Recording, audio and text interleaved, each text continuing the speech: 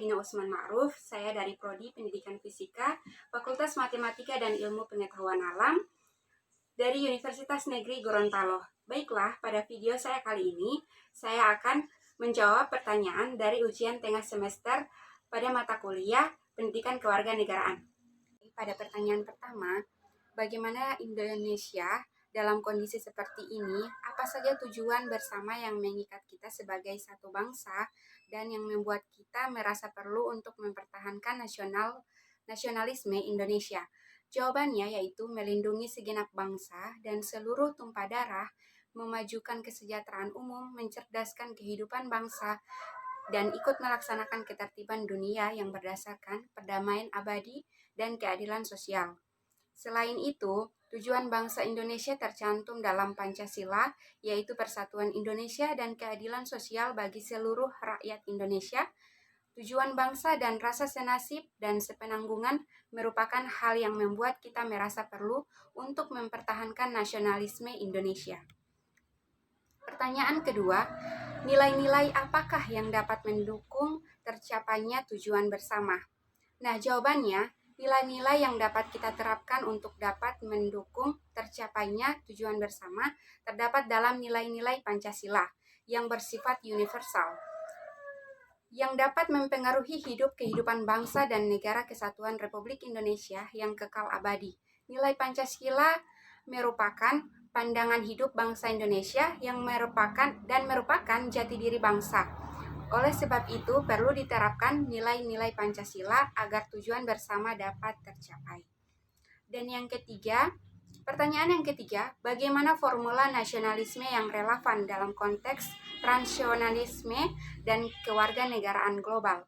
Jawabannya, dalam kondisi globalisasi dan transnasionalisme, saat ini membuat manusia menjadi saling terhubung dan pembatasan asas negara menjadi semakin kabur. Dalam globalisasi saat ini berkaitan dengan kewarganegaraan global, di mana masyarakat dari seluruh penjuru dunia bersatu untuk menciptakan masyarakat yang lebih baik lagi. Melalui kontribusi dan tindakan yang nyata untuk menciptakan masyarakat yang lebih baik lagi, Indonesia yang memiliki warga negara dengan kaum intelektual yang tinggi, intelektual tersebut akan lebih baik jika bisa dimanfaatkan untuk menghasilkan pemikiran dan kontribusi yang nyata bagi kemajuan bangsa dan masyarakat dunia. Namun, tindakan dan kontribusi ini harus didasarkan pada jiwa nasionalisme yang tinggi, karena dengan begitu masyarakat Indonesia akan mendahulukan kepentingan nasional di atas kepentingan pribadi atau golongan. Dengan nasionalisme akan membuat masyarakat Indonesia memiliki akar yang kuat dalam mencari aspirasi dan tindakan yang berlandaskan nilai-nilai Pancasila. Yang keempat yaitu bagaimana memahami berbagai perubahan dan evolusi makna nasionalisme itu sendiri. Nah, jawabannya, nasionalisme berkembang dari waktu ke waktu seiring dengan perkembangan zaman, pemikiran, dan teknologi.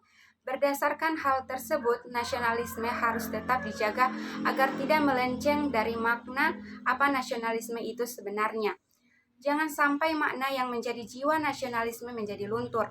Cara memahami berbagai perubahan dan evolusi nasionalisme itu sendiri, yaitu melalui referensi sejarah dan pembelajaran kewarganegaraan. Pertanyaan yang kelima yaitu apakah kebijakan mengadopsi kewarganegaraan ganda atau beberapa kewarganegaraan bisa diterapkan di Indonesia dan tanpa mengurangi nasionalisme bangsa ini? Nah, jawabannya tidak pantas, karena sistem ini mempengaruhi rasa nasionalisme seseorang, bisa mengaruhi rasa nasionalisme, bisa pula menghilangkan rasa nasionalisme seseorang tersebut. Nasionalisme dalam diri seseorang merupakan cinta tanah air dan bangsa. Jika ada seseorang yang memiliki kewarganegaraan ganda, dapat dipastikan dia tidak mencintai tanah air Indonesia dengan sepenuh hati. Dalam status berkewarganegaraan ganda atau lebih yang dimiliki oleh seorang yang akan menyebabkan harus mempunyai pilihan untuk rasa nasionalisme mereka. Pertanyaan yang keenam yaitu apa elemen-elemen yang mengikat kita sebagai satu bangsa dapat ditumbuhkan, dipelihara, dan diperkuat seiring dinamika kehidupan berbangsa, bernegara, dan bermasyarakat.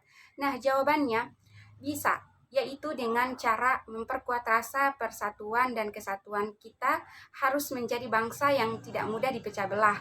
Yang kedua, menjadikan nilai-nilai Pancasila sebagai pedoman dalam kehidupan sehari-hari. Selanjutnya, menumbuhkan rasa cinta tanah air, dan menjadikan dinamika dan perubahan ini sebagai sesuatu yang positif, serta mengembangkan sikap toleransi agar tidak terjadi pemecahan. Setelah sekian jawaban dari saya, lebih dan kurangnya saya mohon maaf. Wabillahi taufiq wal hidayah. Wassalamualaikum warahmatullahi wabarakatuh.